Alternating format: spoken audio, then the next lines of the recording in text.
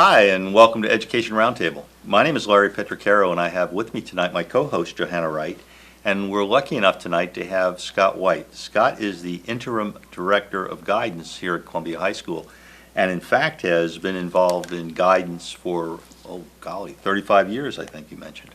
So we're going to talk to Scott a little bit about his background, what got him into guidance, what brought him into education. And then we're also going to talk a little bit about what guidance is and maybe what it isn't, and we'll see how the conversation goes.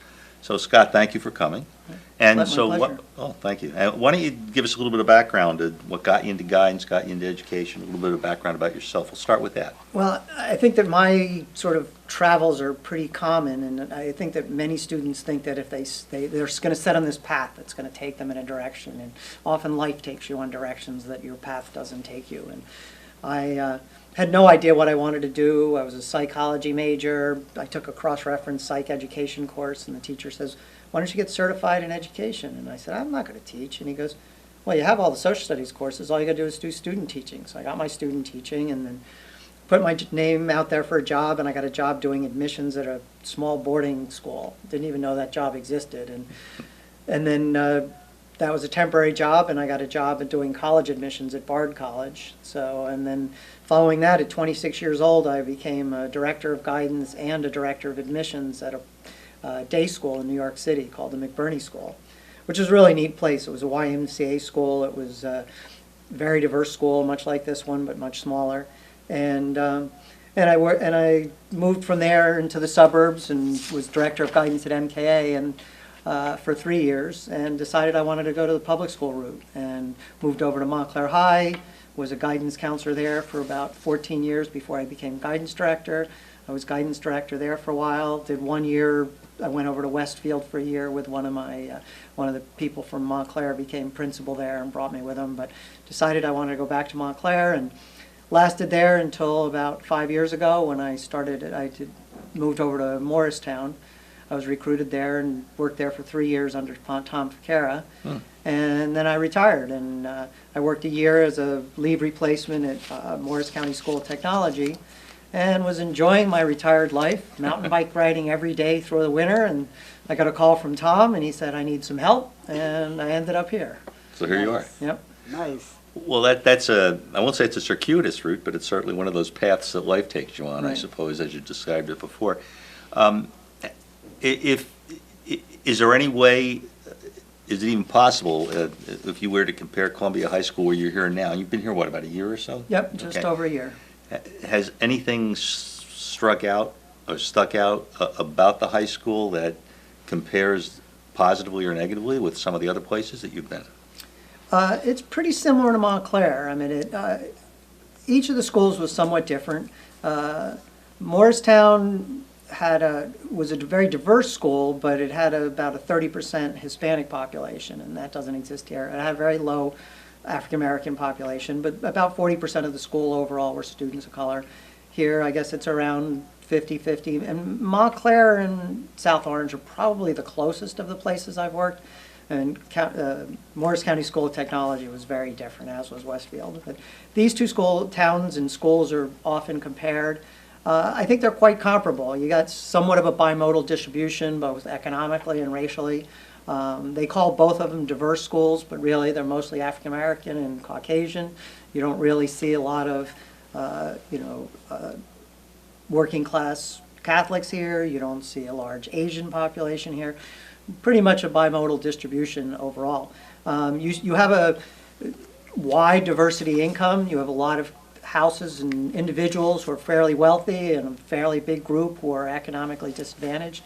And so they're both sort of unusual places, probably a little bit like Oakland High or up in Northwestern, Evanston High, of some of the unusual places where you have this wide swath of economic and ethnic, distribution.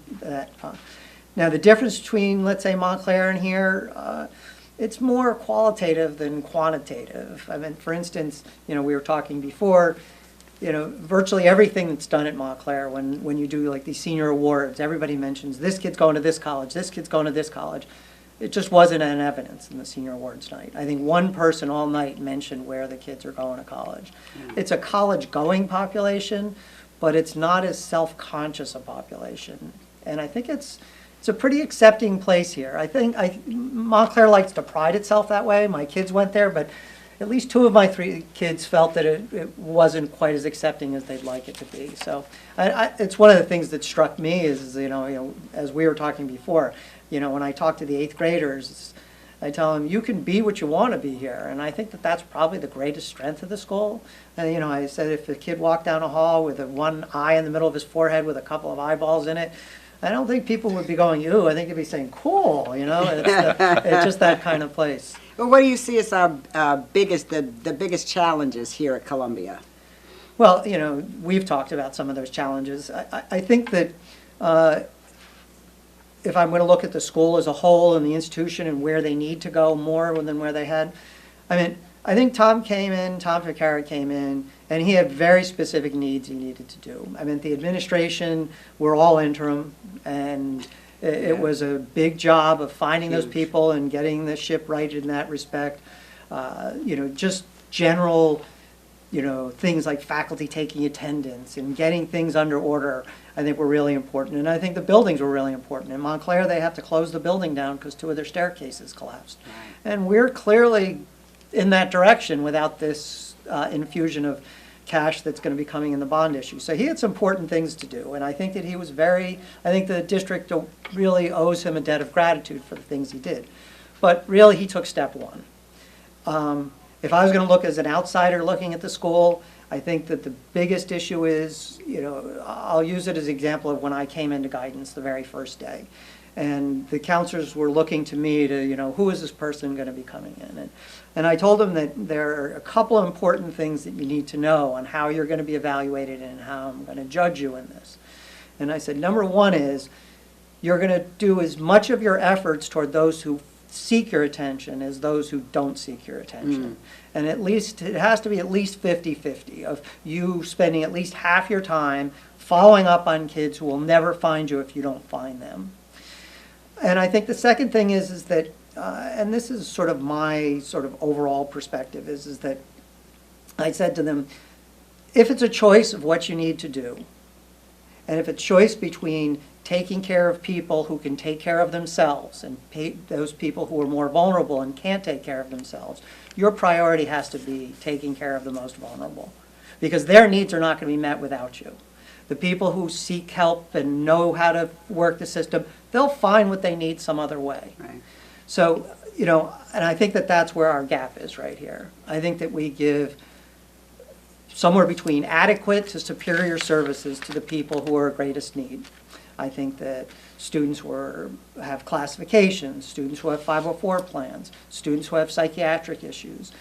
We have the CAP program, we have the ESS program, we give support for students all the way through the regular academic level, all the way through the honors level, even into some AP classes.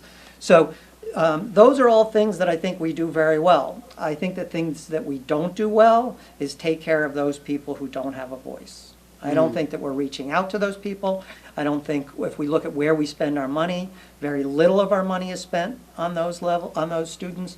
And I think that we have an unusually high number of absences and failures for a school our size because of that. I think we really need to dedicate more resources, not just to the vulnerable kids, but to the vulnerable kids who are not getting resources right now, who are not speaking out, whose parents may not have the same voice, who might be economically disadvantaged, but who may not have the kind of sort of specific place for them, either legally or logistically, where we would provide services otherwise for them.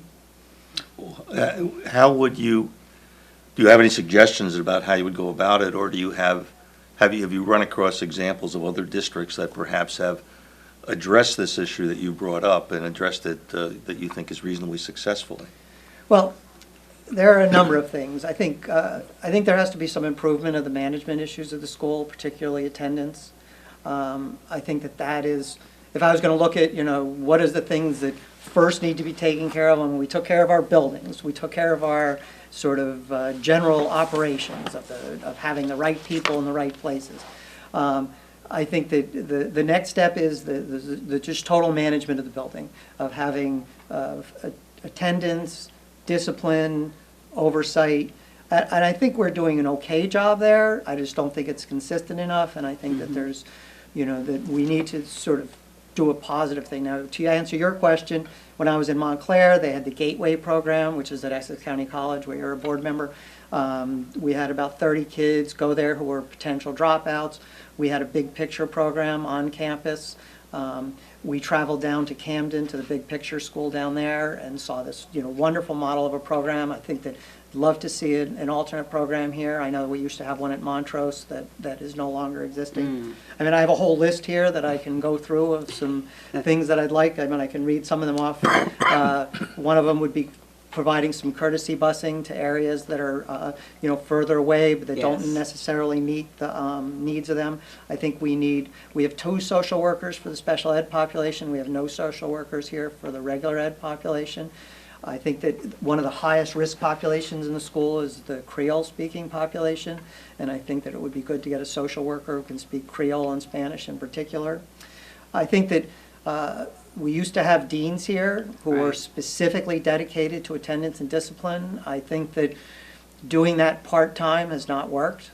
I think the assistant principals are solid. I think that they are sincere. I think they do a good job, but I think that they have too many things on their plate, and it's too easy for all of us to take our dedication away from those kids who are struggling when, park testing comes up, or there's a, incident that goes on in the school, and all of a sudden, the things that need to be done with management start losing, focus. So, I mean, I would be in favor of reinstituting the deans. I mean, I know all these things cost money. Other things I'd like to see, I think that we need some sort of freshman experience, some sort of transition program for freshmen, particularly at-risk freshmen. We know who they are coming out of 8th grade. Something like an AVID program, freshman experience, working on executive functioning skills and that kind of thing. Right. I think that would be a very positive thing. I think we need to do more for kids who aren't going to college. It's the assumption that everyone goes to college, and the kids who don't really leave here with skills. At Morristown in particular, they had a very extensive STEM program with strands where even if you weren't going to college, where they had a much more robust career education program.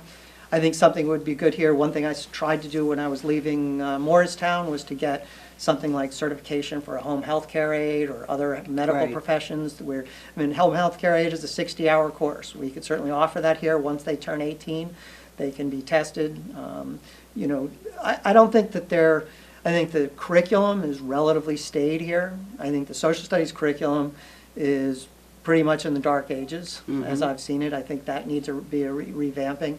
But I think most of the curriculum and program, we don't have small learning communities.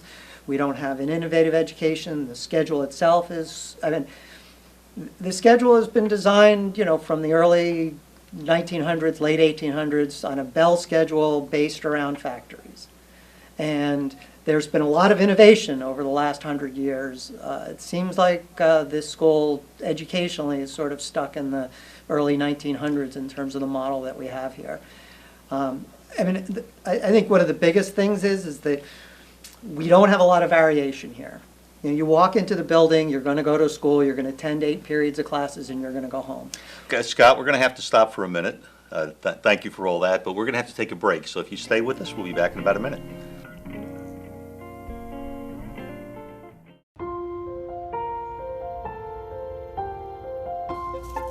It's an onion.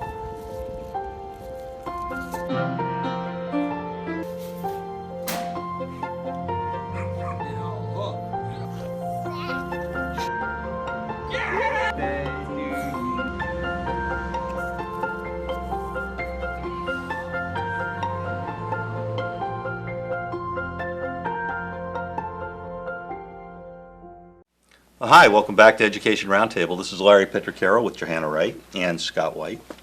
And we've been talking about, well, actually, just before the break, you were talking about home health aides and stuff. But it sounded like you believe that Columbia perhaps should do more in the vocational area, where, because you talked about us being a little deficient in helping kids who probably weren't going to go to college. There was that perception that college was for everybody, which is probably something that does need to be thought about or rethought about.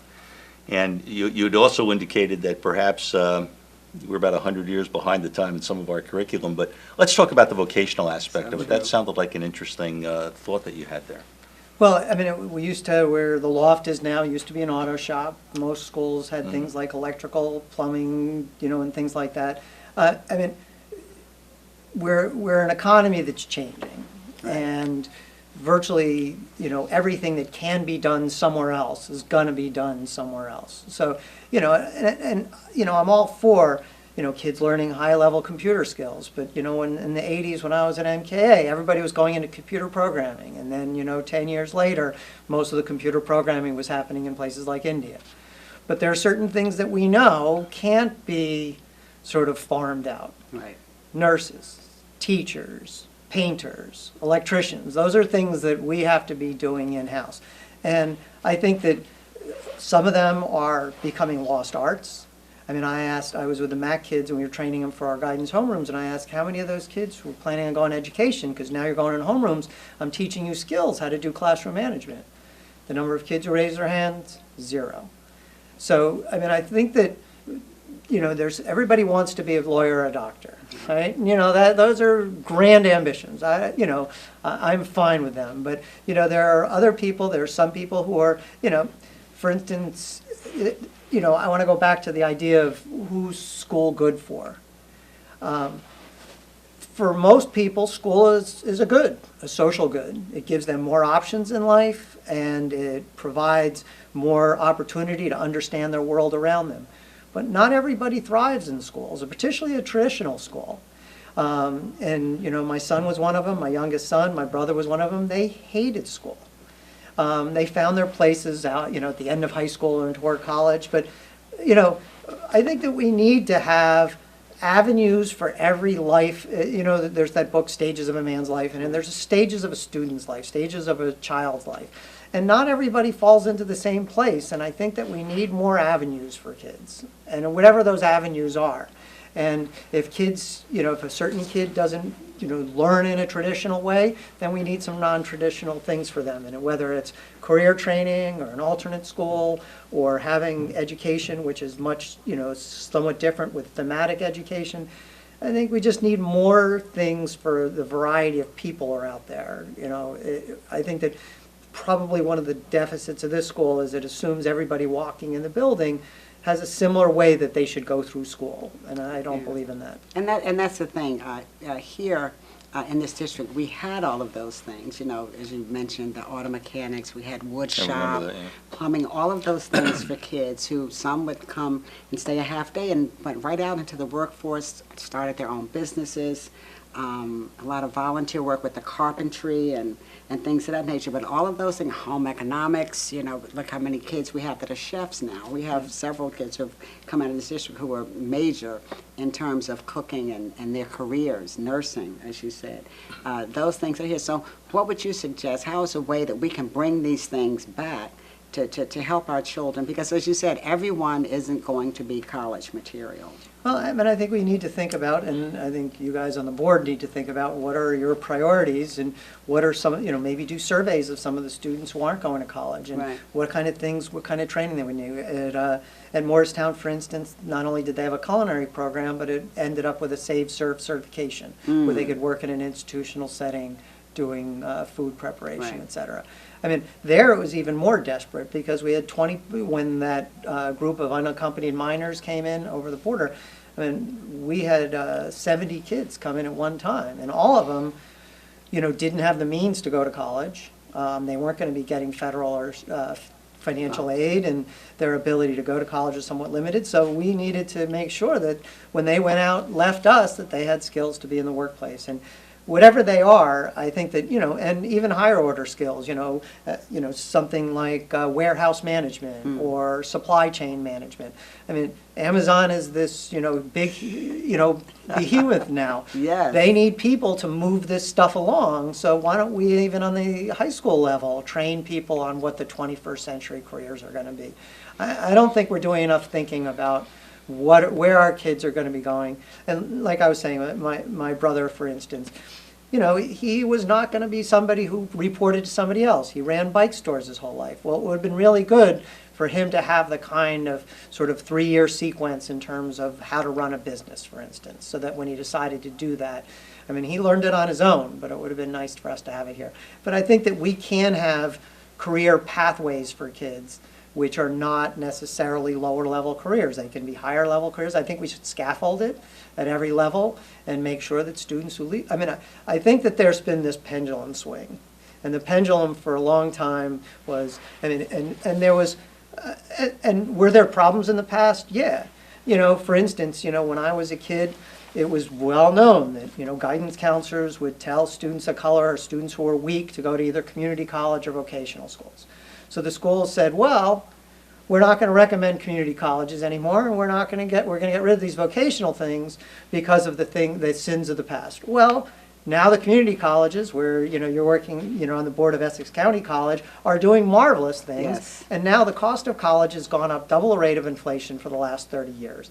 It is enormously expensive, and I think more, including my son, was seriously considering, he's going to Temple University, but he was seriously considering community college, and I don't think it would have been a bad move for him. Listen, And so I think it's that, a great move. and I think the same thing with doing some sort of vocational education. I mean, both of them have their place. Right. Now, if you have an institution where you're shunting off a certain group of your population, whether it's the weaker kids or kids who are new to the school or students who are ESL kids into, you know, you're not, you know, giving everybody a chance to thrive, then I think it's problematic. But as long as all opportunities are here, and like, I think equity and access, for instance, I think it's terrific. I think that any kid can go into any course. We have the SAM program right now, which is science and math. We're going to be expanding that. I think the kids are going to call it SLAM, science, language, arts, and math, and giving support. And for promising kids who want to succeed, that's wonderful. But what about kids who struggle? What about kids who are promising but need some help to get there? And not just accesses and resources, but, you know, how to, if you're a student who doesn't really like school that much or doesn't really know how to do school very well, really just sort of getting down on the ground and helping kids. I don't think we do quite enough of that.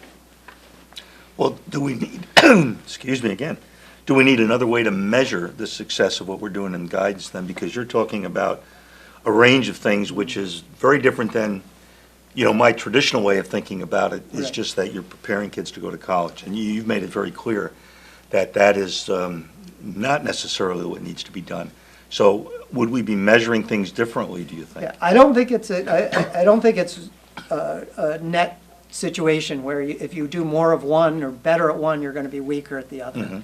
I think that we can be a premier school for preparing kids for college and getting kids into college. And I think we do that. I think it's phenomenal guidance staff we have together right now. They write great recommendation letters. They know colleges and the college process well. We do a lot of programs. But at the same time, I think that we need to, again, treat everybody in their own in their own particular needs, whatever they are. And I think that, you know, I say to all my counselors, I said, you need to be responsive, accessible, and knowledgeable, and that doesn't matter who comes in the door. You should be able to. I mean, this school's an interesting place. It's like the educational equivalent to working in an emergency ward. You don't know if some kid's like in tears because they got waitlisted at Harvard, or some kid doesn't know where they're going to be living tomorrow. And that makes it a fascinating place to be. But I think that, you know, and I know that when I work in guidance, to the counselors, it is that kid who doesn't know where they're going to be living tomorrow, his needs are exactly the same as this other kid. And what's important to each of them is, you know, what's important should be important to you. And you're going to work with all of them. I don't think we as a school are doing enough of that across the board. I think that we're rather, you know, I think that we need some rethinking about what we do. What do you think the focus is too much on the college path? I don't think it's just the college end. I think it's for people who are, I think the focus is the people who make the most noise get the most attention.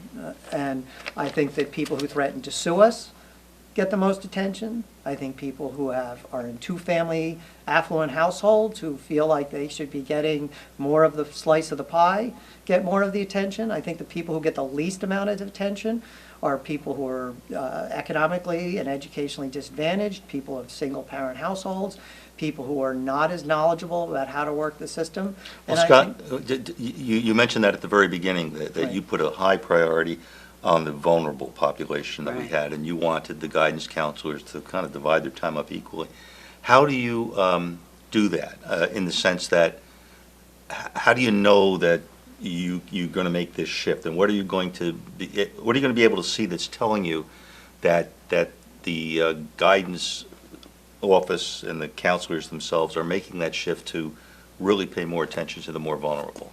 Well, one of the things we do, and we do this rather regularly, I think we did it just about every month this year, is close the office totally and do nothing, and tell everybody that they're not coming in, and all you're going to be doing that day is working with at-risk kids who are struggling. And meeting with them, meeting with their families, working out plans, and following up on those plans. And that's essential because, for an at-risk kid, one day is a lifetime of not being paid attention to. A lot of kids, they profess that they want to be left alone and they want to be invisible. That's poison for kids. For kids who are struggling, they want to know that they may say that they leave you alone, but what they want to know is that somebody's there for them, somebody's paying attention to them, and it's going to be harder for them to fail than succeed. And that's what I ask our guidance counselors to do. I think it has to be broader. I think many of the teachers are doing that, but all of them are not. Many of the administrators are doing that, but all of them are not. I can't say 100% of my guidance counselors are 100% on this, but I think that it's like the difference between last year and this year, by what I've heard, that there's a much higher focus on guidance counselors seeing their Yes. students and taking care of their students, and they know that that's a priority of mine, and I believe that they share it. It's the most diverse department in the school. I pride myself on having members of the department who came in who didn't have this linear pathway. I had 2 different guidance counselors who worked at Newark schools and came here and see that, that their focus that they want to do here is similar to what they were doing there, and it's important to them. So, I think one of my important things is developing a community and asking the guidance department to act as a team in this. Well, I think at that, we're probably going to have to end it. man. Yeah, I know, and it's funny, we didn't get to a lot of the things we would like to talk about, but it clearly, Have to come I back. can see your passion and your priority, and Yes. I appreciate that. So, Scott, thank you very much for Thank you joining us. so much. Yeah, and thank you for joining us on Education Roundtable.